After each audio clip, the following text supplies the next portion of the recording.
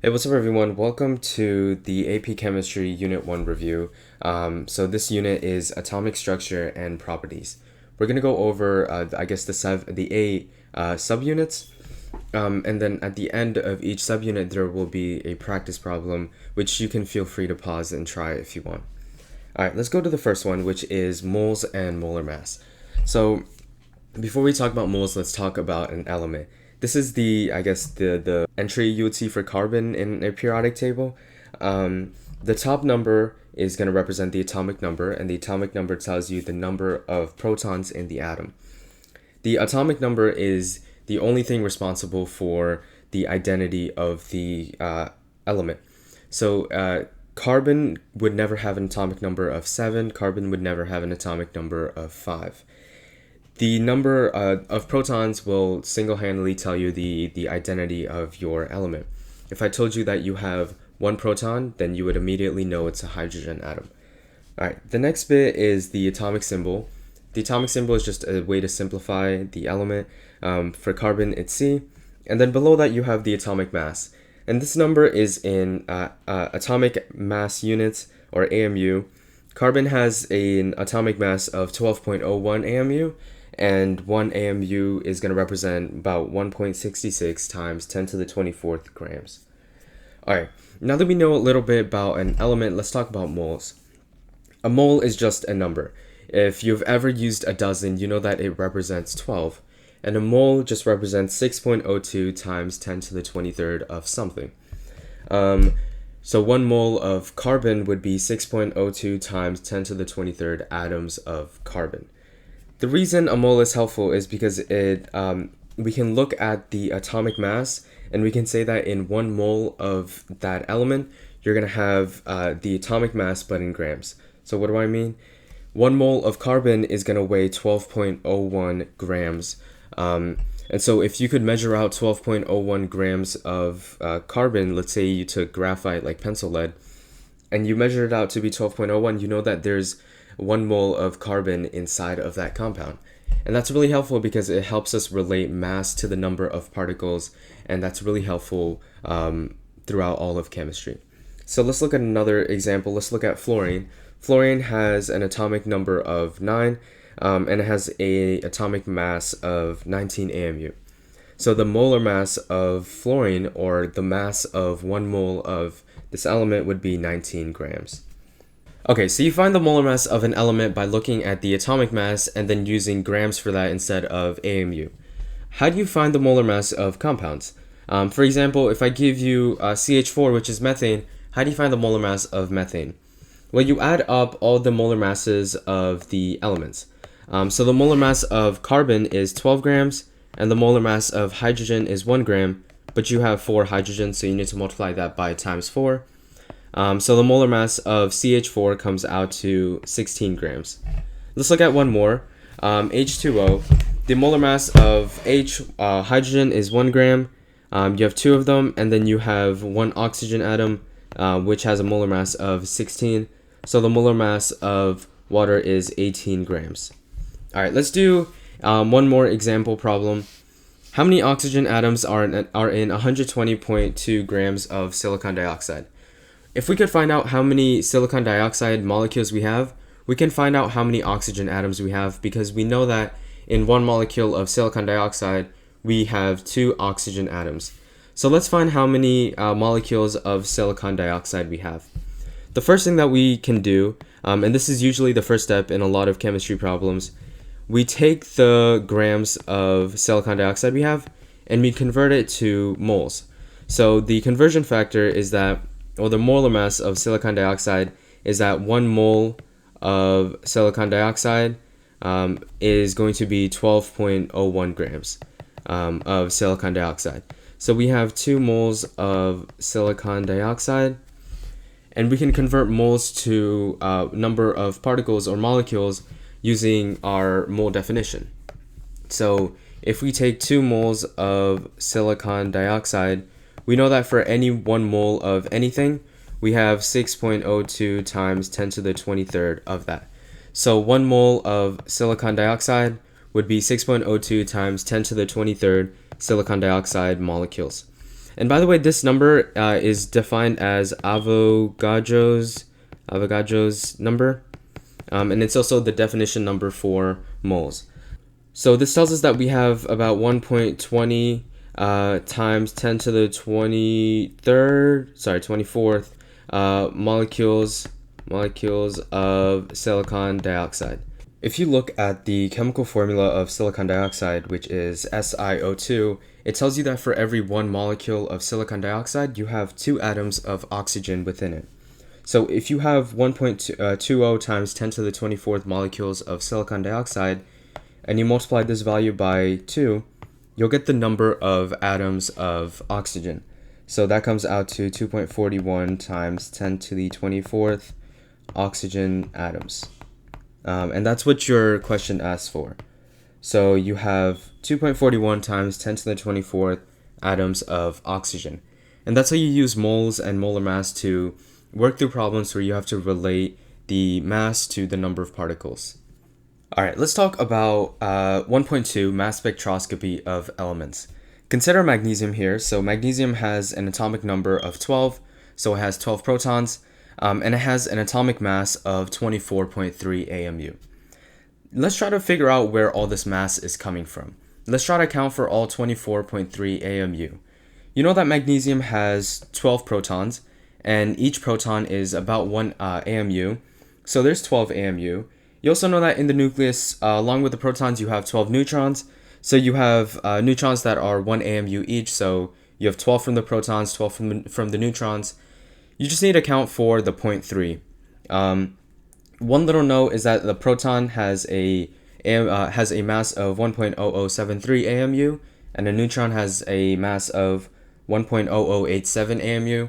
So technically, a neutron is heavier than a proton, but they're basically the same.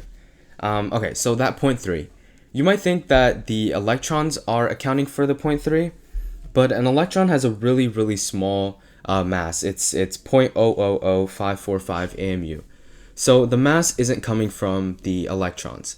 Where's this mass coming from? This mass is coming from the fact that this mass of magnesium is an average mass of all the magnesiums on Earth, or in the universe. So magnesium has 3 different isotopes. Isotope means that the element has the same number of protons, but it has varying numbers of neutrons. So one isotope is the most common one, magnesium 24. Magnesium 24 means that you have 12 neutrons. Magnesium 25 means that you have 13 neutrons. And then magnesium 26 means that you have 14 neutrons. So we still need to figure out where this 24.3 number comes from, because magnesium 24 has a atomic mass of 24, magnesium 25 has an atomic mass of 25, and then magnesium has an atomic mass of 26, and of course all of these are in AMU. The reason for this is because when we run magnesium through a mass spectrometer, a mass spectrometer looks at a sample of a compound, and it determines the isotopes of the compounds and the relative abundances of them. So if you looked at a mass spectrometry diagram of magnesium, it would look something like this. You have the 24 isotope, the isotope with an atomic mass of 24 AMU. The relative abundance of that is 79, 25 is 10%, and then 26 is 11%. So the atomic mass is the weighted average of the isotopes. So we have 24 times 0.79 plus 25 times 0.1 plus 26 times 0.11, and that comes out to 24.3, which is the atomic mass of magnesium. So mass spectrometry is a helpful technique to find out the isotopes that are in a sample and the relative abundances of them. Okay, let's do a practice problem, and of course feel free to pause and try it on your own if you want. What is the average atomic mass of the unknown element? And we're given a mass spectrometry diagram, and it tells us that this element has 2 isotopes. It has an isotope of 10, one with a atomic mass of 10, and we're told that the relative abundance is 80.1%. So we multiply this value by 0.801, and then we add the other isotope, which is 11, and the relative abundance of that, which is 0.199, And then once you do out the math, you get about 10.2 AMU. So the average atomic mass, or the atomic mass of just the element, is 10.2 AMU. And that's how you read a mass spectrometer diagram. All right, let's go to 1.3, elemental composition of pure substances. So a chemical formula tells us the atoms in a compound and the ratio between them. So you've definitely seen chemical formulas all throughout your life. For example, H2O, water, is a chemical formula, and it tells you that in one water molecule, you have hydrogen and you have oxygen. And hydrogen and oxygen are in a 2-to-1 ratio in a water molecule. You have 2 hydrogens and you have 1 oxygen for every single water molecule. And so you have 2 different types of chemical formulas. You have empirical formulas, which are the simplest positive integer ratio of atoms, and you have molecular chemical formulas, which are the accurate proportions. So if you look at C6H12O6, which is glucose, you can see that the ratio between them is 6 to 12 to 6, which is not in the simplest form.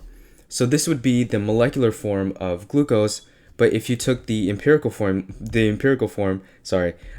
would be CH2O, because 6 to 12 to 6 is the same thing as 1 to 2 to 1. So this is the empirical, and this is the molecular. One more thing that's really helpful for this section is going to be mass percent. So the mass percent is the mass by percent that an element takes up within a compound. So let's try to find the mass percents of carbon, hydrogen, and oxygen in the empirical form of glucose. It's not going to matter if you do empirical or molecular, because it's just going to change by a constant. But let's do empirical to make the calculations easier. So in order to find the mass percent of carbon, you take the mass of the carbon inside the molecule over the mass of the molecule. So let's say you have 1 mole of the molecule. 1 mole of CH2O is going to weigh 12 grams plus 1 gram times 2 plus 16 grams. This is the molar mass of CH2O, and this comes out to 30 grams. So we're dividing our number by 30 grams, and the mass of the carbon in 1 mole of CH2O is just the molar mass of 1 carbon, which is 12 grams. And so this comes out to about 40%. It comes out to 0.4, which is 40%. And then let's do the hydrogen. The hydrogen is going to take up 2 grams because you have 2 of those hydrogen atoms. So for every 1 mole of CH2O, you have 2 moles of hydrogen. Divide that by the molar mass of hydrogen, and that comes out to about 7%. And then the last one, oxygen. Oxygen has a molar mass of 16 grams. Divide by the molar mass, that comes out to about 53%. And that should make sense that all the mass percents add up to 100%. That's a good indicator that you found the mass percentages correctly. All right, let's do one practice problem. Which of the following has the greatest percent mass by carbon? And we have 4 answer choices, so let's go through each of these. So first one, we have HCN.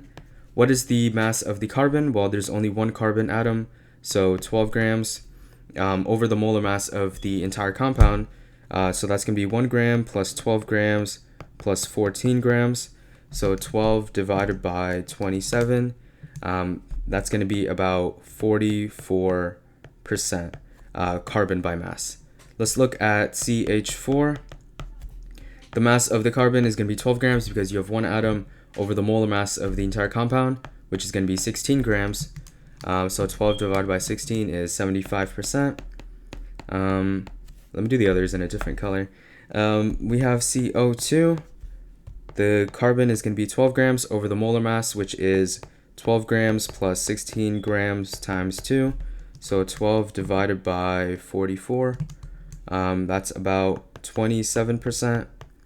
And then the last one, we have CO, carbon monoxide, 12 grams over 12 grams plus 16 grams.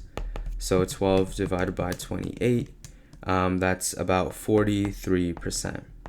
So the one with the greatest percent mass by carbon is going to be CH4, which is 75% by mass carbon. So our answer is answer choice B, and that is the right answer. Okay, next let's talk about 1.4, which is composition of mixtures. 1.4 is just basically being able to know how to do math to find information about a solution. So let's look at a practice problem. Ordinary bleach is 5.25% NaOCl by mass with a density of 1.11 grams per milliliter. How many grams of NaOCl are in 50 milliliters of bleach? If we can take the volume that we're given here, which is 50 milliliters, convert that to grams, and then multiply by our mass percent, that should give us the mass of the NaOCl in this solution. So we have 50 mils of bleach, and from the density, we know that in 1 milliliter of bleach, 1 milliliter is going to weigh 1.11 grams, and so this is going to come out to what, 5.5 grams. So you have 55.5 grams of bleach. All right, we know that ordinary bleach is 5.25% NaOCl by mass. So if we take 55.5 grams of bleach and we multiply by 0.0525, that should get us how many grams of NaOCl that we have. So if I do 55.5 times 0.0525, that is about 2.9 grams of NaOCl. And that is the answer. And that's basically all of 1.4, is just being able to know how to, do math, manipulate some numbers to get what you want. All right, let's go to 1.5, which is atomic structure and electron configuration. Let's finally talk about what an atom looks like. So an atom is made up of protons, neutrons, and electrons. The protons and the neutrons are located inside the nucleus, and protons have a positive charge and the neutrons don't have a charge, they're neutral. So the nucleus is actually positively charged. The nucleus is also really, really small compared to the volume of the atom. It is very, very small. You've probably heard of one of those like analogies. I don't have one. It's probably like the nucleus is like a plum. If the entire atom is like a football stadium, something like that. The nucleus is really, really small compared to the entire atom. And so the big question is, where are the electrons? They have to be somewhere around that space, but there's just so much space, so where do they stay?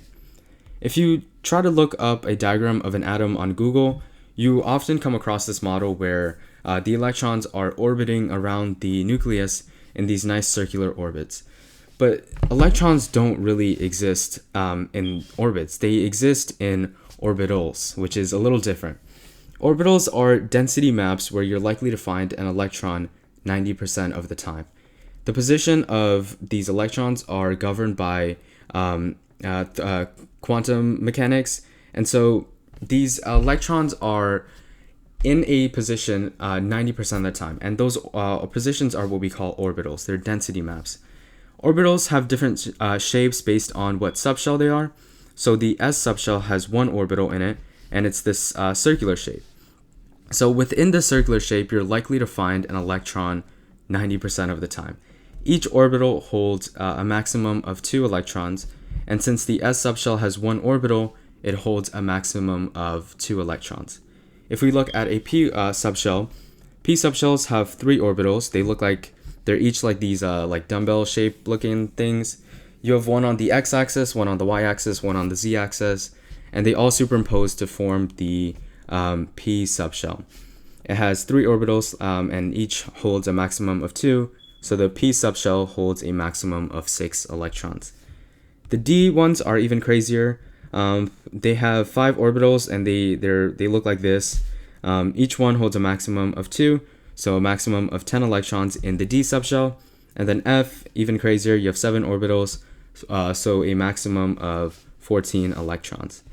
And so we know that the electrons are in these subshells. And by the way, these subshells are hollow. So if you look at the 1s, the 2s, and the 3s, you'll notice that electrons can exist in those orange spaces, but those white spaces are areas of 0 electron density. Electrons cannot be in those spaces on the inside. They have to be in those orange spaces. So it's kind of like an onion. Those nodes are the places of 0 electron density, so electrons cannot be in a node.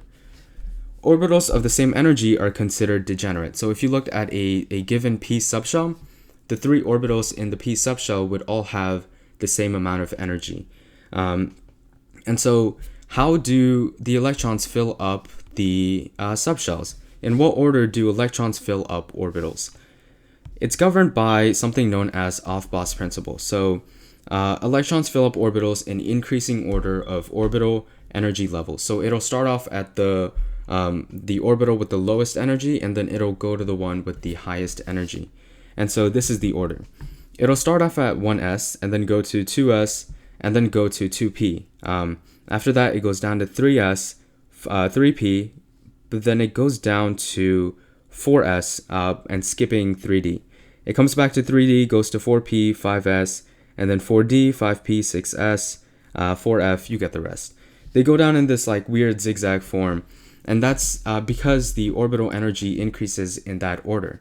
So electrons fill up these orbitals in increasing order of orbital energy level, and that's Aufbau's principle. But within these subshells, you have in these orbitals, you have electrons that are being filled up in different ways. So how do we fill up the electrons?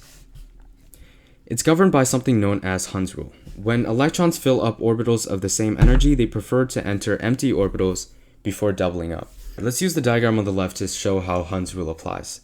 So we know that the electrons are going to fill up in increasing energy orbital level. So it's going to start off at 1s, and then you know that each orbital can hold 2 electrons, so you're going to have 2 electrons there, and then it goes to 2s, and then you're going to have 2 electrons there, and then it goes to 2p.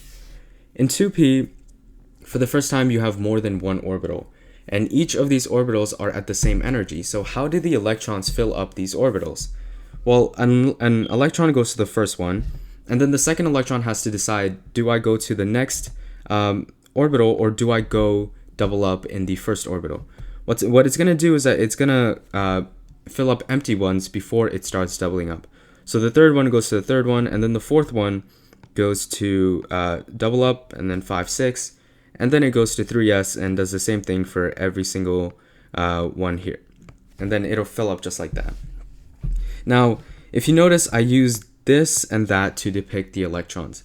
And there's a reason why the symbols are different. Pauli's exclusion principle tells us that electrons in the same orbitals have different spins.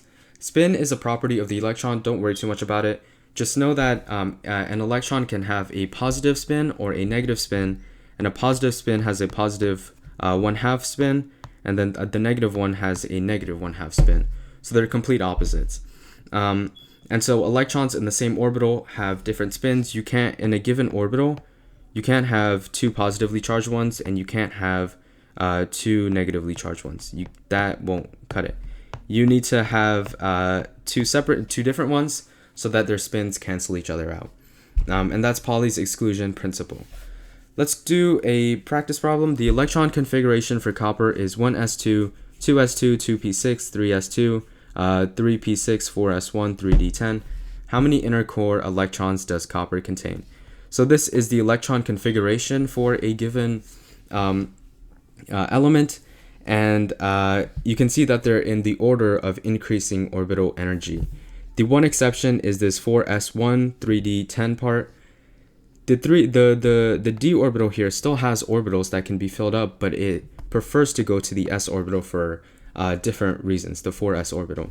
Don't worry too much about that. The question asks, how many inner core electrons does copper contain? In order to find core and valence electrons, the valence electrons are going to be in the energy level with the highest number. So the energy level is the 1 here, the 2, 3. The one with the highest is the 4. And so the 4 here, there's only one orbital in the 4th energy level, and that's the s orbital. The s orbital isn't even fully filled up. The 1 tells you that the s orbital only has 1 electron inside of it.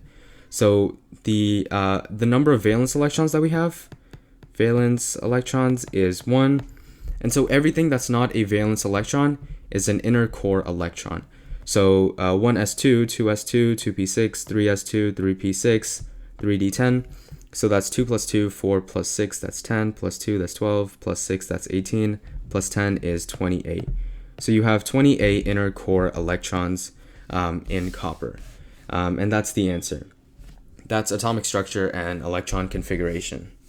Okay, let's go to 1.6, which is photoelectron spectroscopy.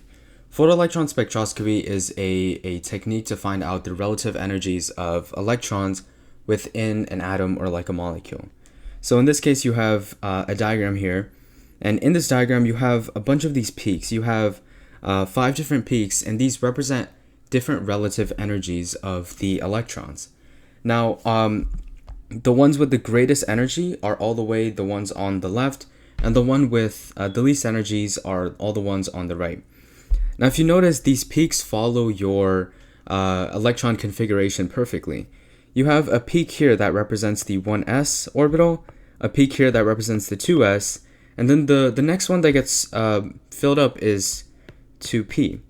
Now, the reason 2p is 3 times as high as the 1s or 2s is because the p orbital holds 6 electrons instead of the 2 that are in the s.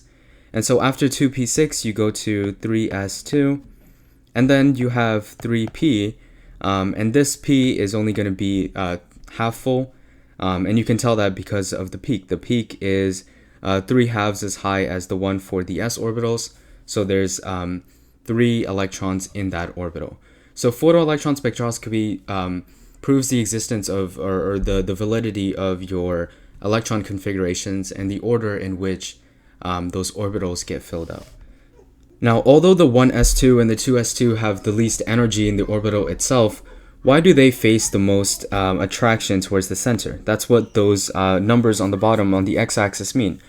Well, they're closer to the atom, and the force of attraction between the electron and the nucleus is governed by Coulomb's law, which is the force of attraction between 2 charged particles. The electron is negatively charged, and the nucleus is positively charged.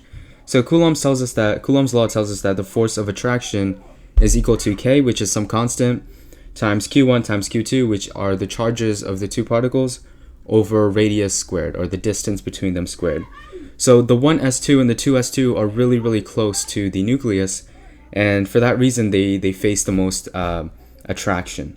Okay, and so the diagram that we have here would represent phosphorus, because we have 2 plus 2, 4 plus 6, 10, plus 2, 12, plus 3, 15. We have 15 electrons, and if this element is in its ground state, it would be phosphorus, because phosphorus has 15 electrons in its ground state.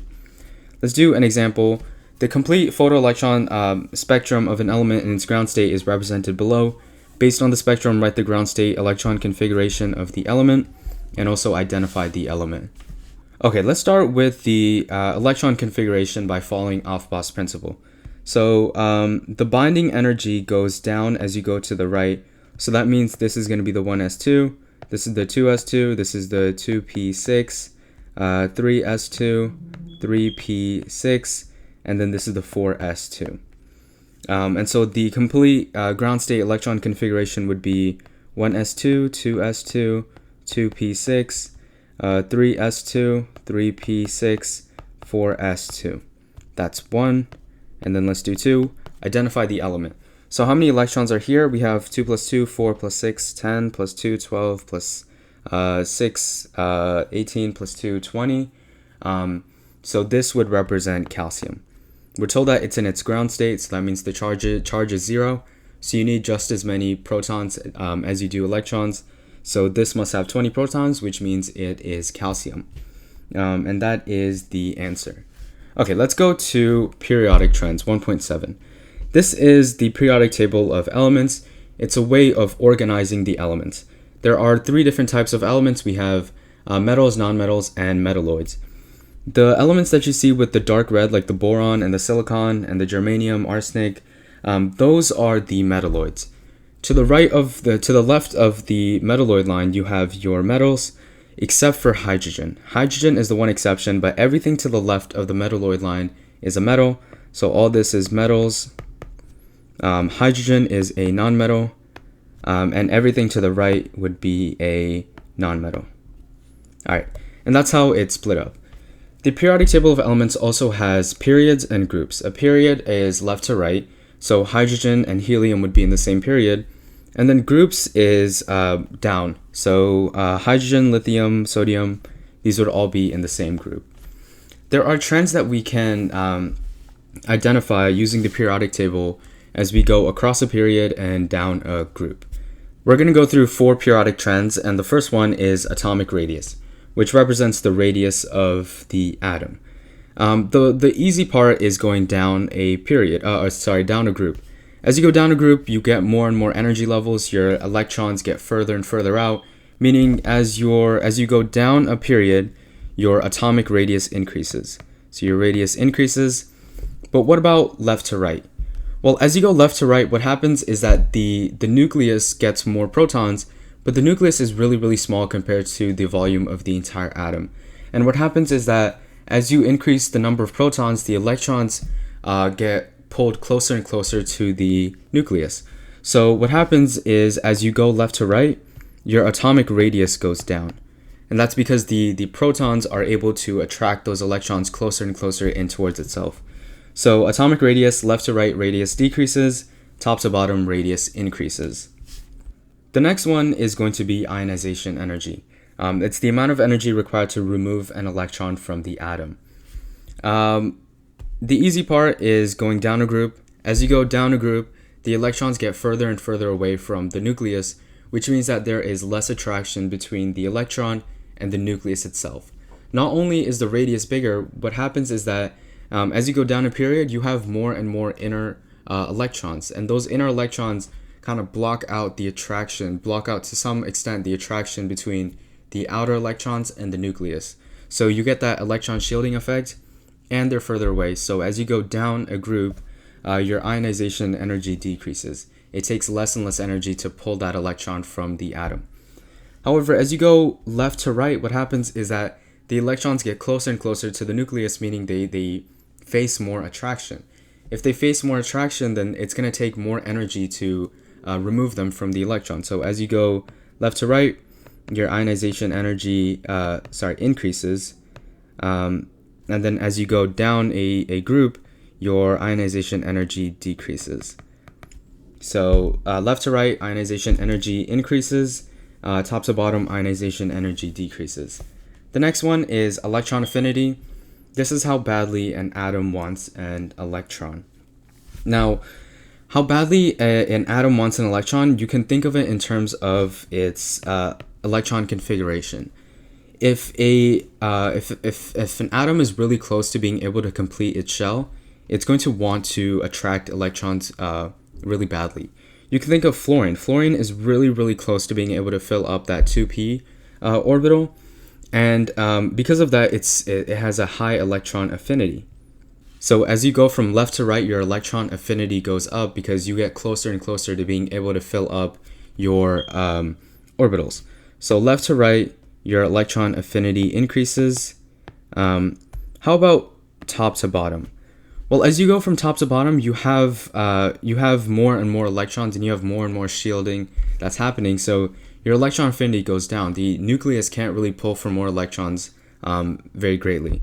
So your electron affinity goes down. So left to right, your electron affinity, that should say EA, sorry. Left to right, your EA increases. Top to bottom, your EA decreases. The last one is electronegativity. It's the ability for an atom to attract electrons. And it's really, really similar to electron affinity in the terms of the trends. As you go from left to right, your electronegativity increases because the nucleus, there's less shielding. There's, the electrons are closer in, so the nucleus can pull for more electrons even greater. And it can hold on to the existing electrons that it has really well too. Top to bottom, your electronegativity decreases. Your electrons get further out. You have more shielding, and it can't really hold on to its own electrons very well. So yeah, left to right, electronegativity increases. Top to bottom, electronegativity decreases. Let's do an example. Which one of the following elements has the highest electronegativity? We have sulfur, sodium, oxygen, and phosphorus. So electronegativity is going to increase going that way and up. One thing about electronegativity, electron affinity, that stuff, is that a lot of the times the noble gases aren't going to count. So although we have this trend where the right is more electronegative and top is more electronegative, helium has very, very little electronegativity because it has already filled up its shells. It's already in its stable form, so there's no point for it to attract more electrons. Okay, so here is sulfur, here is sodium, here is oxygen, and then here's phosphor. Now you can get rid of sodium and phosphor right away because as you go left to right across a period, your electronegativity increases. So sulfur is going to have a higher electronegativity than sodium and phosphorus. Between oxygen and sulfur, as you go up a group, your electronegativity increases. So oxygen is going to have the highest electronegativity. So your answer is B. All right, and that's the answer. Let's go to the next thing, which is 1.8 valence electrons and ionic compounds. So ionic compounds are compounds that are held together by ionic bonds. In ionic bonds, an atom gives up electrons and an atom takes in electrons. Now, if you look at how the electrons are filled up in these orbitals, as you go to the left, you have less and less electrons. It's easier for the atom to give up its electrons as it is to gain a bunch more.